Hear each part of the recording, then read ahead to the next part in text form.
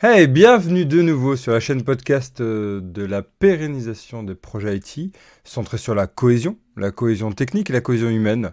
Je suis persuadé que ce sont les deux clés pour la réussite de nos projets.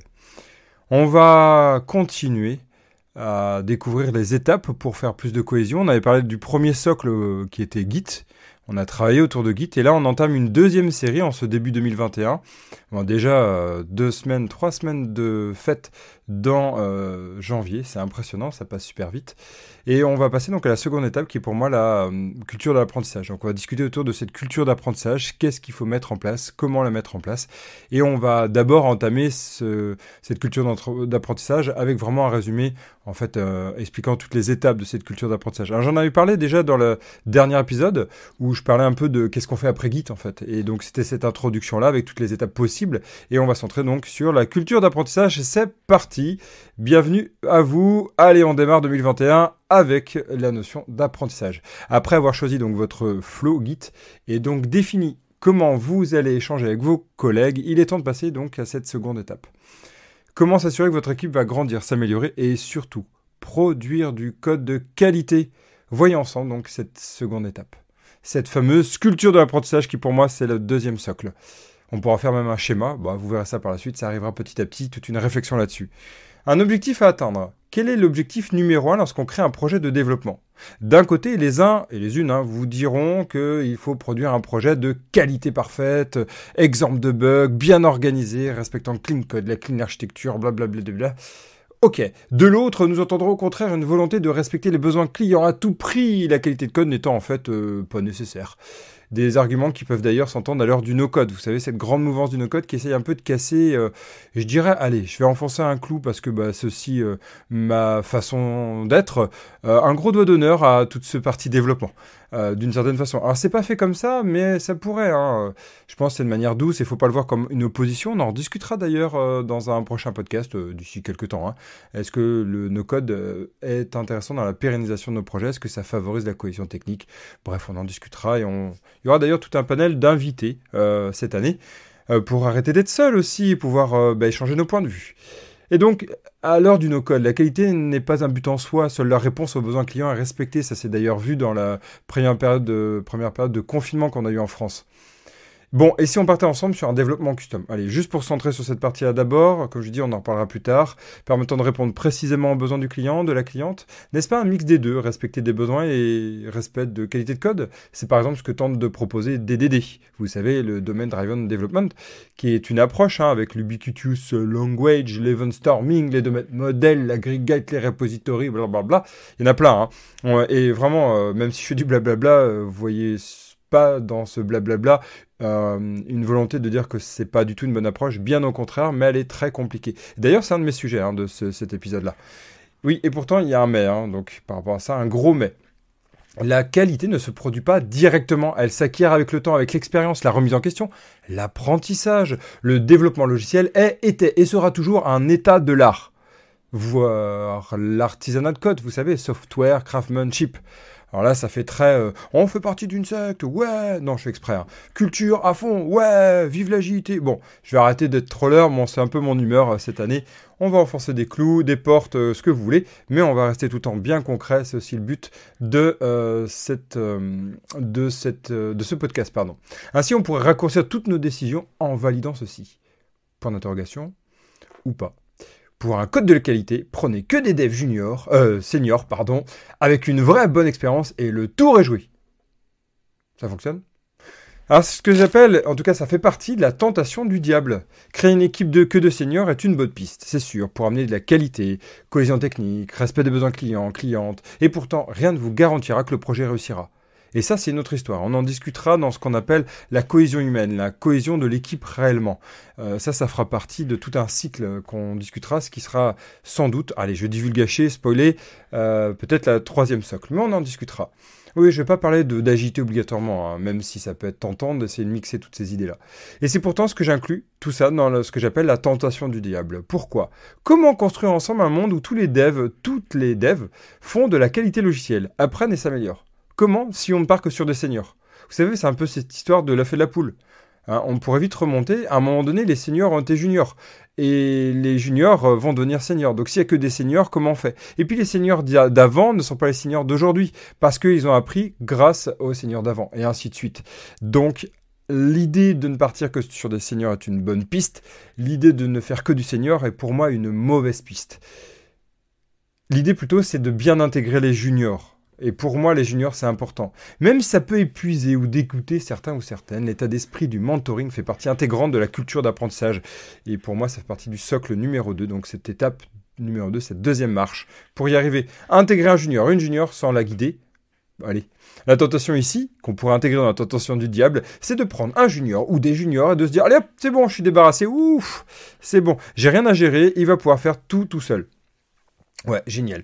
Elle va pouvoir faire tout seul aussi. Hein. Croyez-vous que l'école permette d'apprendre tout ce qu'il faut pour faire du code de qualité direct, savoir écouter et traduire les besoins clients, à améliorer son code en continu, à intégrer des philosophies de design de code comme le TDD?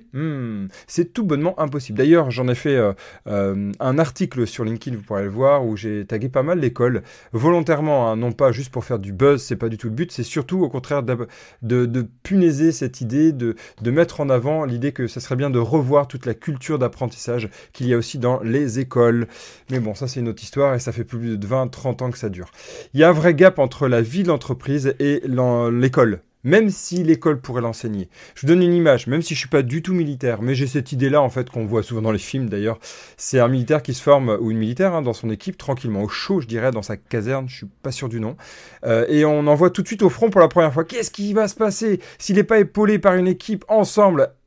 Ben, il va faire de la merde. Pardon, il va pas réussir bien. Et c'est ce qu'on va juger en fait. Alors qu'en fait, il va faire de son mieux, elle va faire de son mieux avec son bagage à ce moment-là. Il faut arrêter de critiquer, c'est sûr, ça fera pas obligatoirement une bonne mission. S'il va tout seul, si elle va toute seule. Vous voyez l'idée? Donc l'idée, c'est d'aller transformer ça avec l'accompagnement, du guide, du mentoring, du coaching. Dans une équipe, la plupart du temps, nous avons des niveaux hétérogènes. C'est clair, c'est assuré. Et c'est même sain, faut arrêter de croire que c'est pas bien. C'est pas parce qu'il y a eu des erreurs avec que des seniors, des erreurs qu'avec des juniors, qu'il faut croire qu'il faut que l'un ou l'autre. Arrêtons ce clivage booléen, binaire, hein, à l'ère de l'informatique quantique qui va arriver. Il faut arrêter.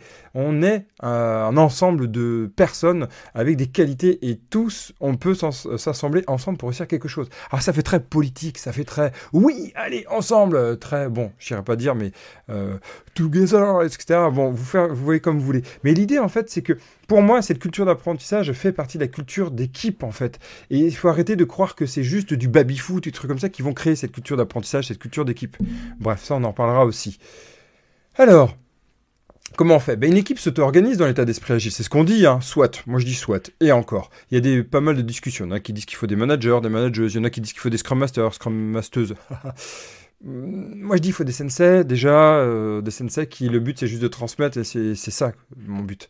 En fait, je pense qu'on doit aller plus loin dans la réflexion. Une équipe s'entraide, se challenge ensemble, sans manager, pardon, juste l'équipe. Mais bon, ça, va être dur à acquérir comme culture, donc on va l'apprendre. Donc l'idée, c'est de transmettre ça, c'est d'aller vraiment aller détecter et déclencher ça. C'est vraiment du coaching. Mais qu'est-ce que fait un coach? Une coach, l'idée c'est qu'il va transmettre ça, il va essayer de challenger pour que l'équipe y arrive, et après il va partir. Le manager, ce qu'il aime bien, c'est rester. Et ça, c'est un point qui est important. Pour moi, une équipe qui a besoin d'un manager, d'une manageuse, même pour l'apprentissage, c'est bien pendant un temps. À un moment donné, il faut aussi donner les clés pour apprendre à savoir et pas juste savoir. Ça, c'est aussi fait partie de la culture d'apprentissage.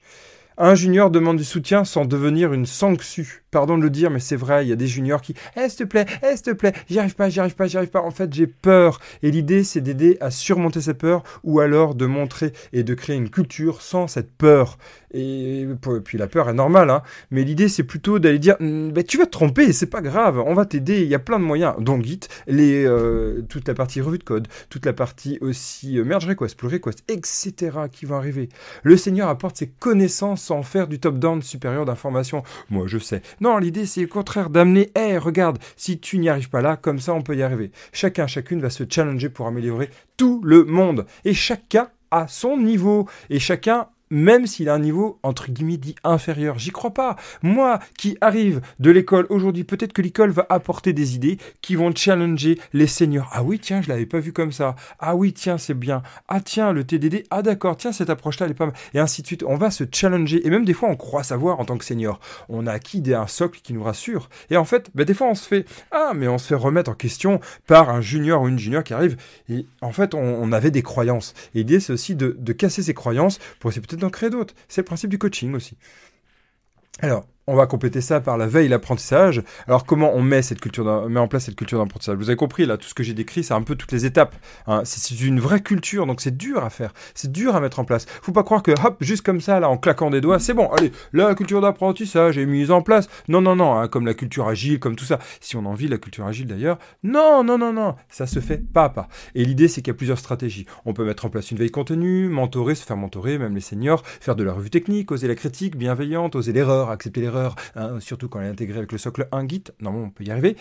Et en fait, on va grandir ensemble. On va accepter tout ça. L'apprentissage, c'est aussi faire un pas, se planter, et faire un autre pas, se planter. Arrêter de dire, putain, t'es nul, tu t'es trompé, tu sais pas, bouge, je te parle plus. Non, c'est fini ce temps-là. Et c'est pas du côté bisounours, c'est la vérité. La vérité, moi je te le dis. Non, vraiment, je suis convaincu qu'en créant ce climat-là, on va y arriver. C'est vrai que le dev a une culture d'orgueil. Et pour moi, je dirais souvent un petit nounours qui a peur. Et oulala, il a tendance à attaquer, dire, bouh, tu fais de la merde, et troll beaucoup. Donc, c'est vrai que quand on est junior, on se fait troller, ça fait mal des fois. Hein. J'ai des anecdotes assez violentes de ce côté-là. Violentes au sens, moi, ça m'a remis beaucoup en question sur ça. Mais je pense que cette culture, elle est agréable, geek, troller, etc. Trolleuse, mais il faut faire attention. Et il faut aussi accepter que on va faire des erreurs et c'est bien. Par contre, il faut accepter aussi s'en prendre plein la figure. C'est-à-dire que des fois, je me plante. Et oui, je me plante et j'en suis responsable. Il n'y a pas de responsable pour ça. Mais on en rediscutera ça aussi. Je suis contre l'idée de responsable. Personne n'est responsable de soi. Hein. Ça, c'est une histoire fausse, à part du point de vue juridique et de l'État, au sens entreprise, mais c'est tout. Bref, on en discutera ça aussi. Un temps pour tout. Ok, on l'applique quand, cette culture d'apprentissage? Hein? Pourquoi on parle de quand? Pour moi, c'est tout le temps. Déjà, c'est tout le temps. Ça fait partie inhérent. Donc ça peut être, c'est vrai, la volonté du dirigeant, de la dirigeante, des managers, des chefs, quand il y en a, s'il y en a encore. Ok, ça, je suis ok, on respecte. Ça peut être ça, parce que c'est vrai qu'autrement, ça va casser cette dynamique. Et moi, je dirais, l'équipe, elle peut faire front s'il y a vraiment cette guerre d'entreprise. Il y a beaucoup d'entreprises où il y a la guerre comme ça, un peu d'ancien temps, monde de vikings, etc. Ça, on pourra en reparler. Mais ce que je veux dire par là, c'est que l'idée, c'est que normalement, il faudrait que ça soit tout le temps, en fait. Ça vient tout le temps. C'est, tiens, t'as un petit point, hop, j'en profite, je vais te discuter de ça. Tiens, il y a ça. Et ainsi de suite. Mais bon, si ça se fait pas naturellement, évidemment, il va falloir acquérir ces réflexes. Et pour acquérir ces réflexes, il va falloir se forcer. Exactement comme, aller des résolutions. Tiens, je vais faire un régime. Bon, c'est pas bien les régimes. Tiens, je vais faire du sport. Ça, c'est bien le sport. Pour moi, de mon point de vue, c'est bien. Et du coup, c'est très bien de se faire violence. Mais pas faire tout de suite, par exemple, si je veux me mettre à la course, faire tout de suite un marathon. Je vais t'épuiser, puis je vais te dégoûter, puis en plus, je vais me blesser. Puis, en fait, non. Je vais au contraire y aller. Allez, je fais 2 minutes de course. Pour l'instant, je fais 2 minutes de course. Et je verrai dans 2 semaines. C'est pas grave. Vraiment. L'idée, au contraire, c'est de se rassurer. Ah, j'ai réussi à faire 2 minutes. Ah, tiens, j'étais un peu fatigué là. Bon. Je réessaye demain. Ou non, j'ai pas le temps. Je réessaye la semaine prochaine. Oui. Par contre, je réessaye obligatoirement une prochaine fois. Et je me force à en faire un petit peu. Oui, il faut se faire violence. Oui, ça vient pas toujours naturellement, cette culture d'apprentissage. Oui, il faut accepter de perdre du temps de prod. Oui, c'est nécessaire. C'est même essentiel. Autrement, vous allez perdre vos devs déjà. Pour les dirigeantes qui écoutent, vous allez perdre vos devs. Et c'est sûr et certain aujourd'hui. Et vous allez les voir partir. Ils vont acquérir du savoir pour eux, puis ils vont partir. Au lieu de le garder avec vous dans l'entreprise. C'est essentiel de le garder, entre guillemets, pas garder protecteur, mais cette culture d'apprentissage est un socle puissant pour toute aussi la culture du non-turnover de l'entreprise. Même s'il faut accepter qu'aujourd'hui, on a tendance à plus partir de l'entreprise. Mais on en reparlera ça aussi. Alors, vous allez y aller étape par étape. Donc, l'idée, c'est de créer des habitudes. Et donc, on va se forcer à accepter un rythme. C'est pour ça que l'idée de se faire accompagner là, sans de faire prêcher pour ma paroisse, mais c'est vraiment cette idée-là. Ça peut aider, ça peut créer des réflexes. Allez, on se voit une fois par mois. Une fois par mois, on fait ça. Ok, d'accord, très bien. Et petit à petit, on va faire ça.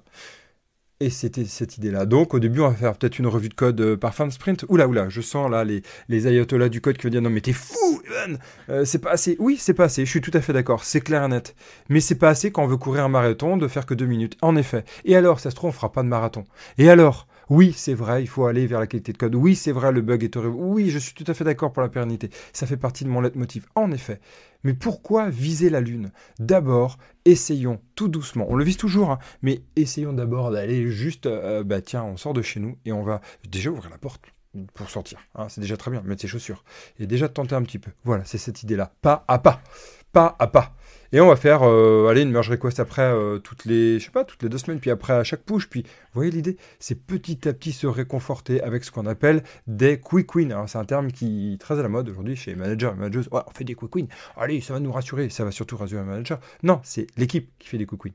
Allez, j'en reparlerai, mais voilà cette culture d'apprentissage est pour moi le deuxième socle. Deuxième socle essentiel, la deuxième étape. On pourrait en dire, bah non, Evan, c'est pas ça. D'abord, c'est la qualité technique.